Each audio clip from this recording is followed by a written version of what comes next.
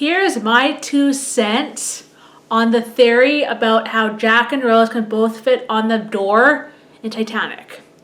That may be true. Both of them may be able to fit onto whatever piece of wood that they were on, but you gotta think about the weight. Jack tried to get onto it after Rose went onto it, but because of the weight issue of it, it started to sink into the water. So Jack, of course, being Jack, he decides to let Rose stay on the wood or the door, whatever it was, and he'll sacrifice himself by staying in the water. In a perfect world, they could have survived and lived happily ever after.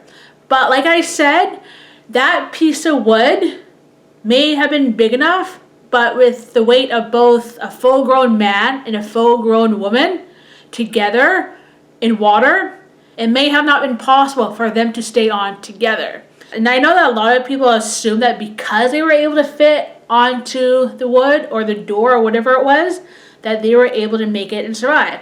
But like I keep saying, it was the weight of both of them on the wood. If you were paying attention in that scene, you would have known that Rose got on the piece of wood. Jack was going to get on with her, but when he left onto it, it started to give way and sink into the water. So that's when he let Rose stay on it, and then that's when he swam to the end and held on to Rose.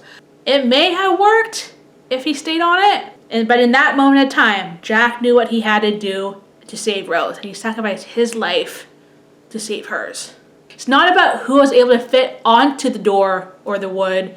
It was about the weight. And having two adults at the full weight being able to be on a piece of wood in the middle of the Atlantic wasn't a good idea. And Jack died because he wanted to save Rose.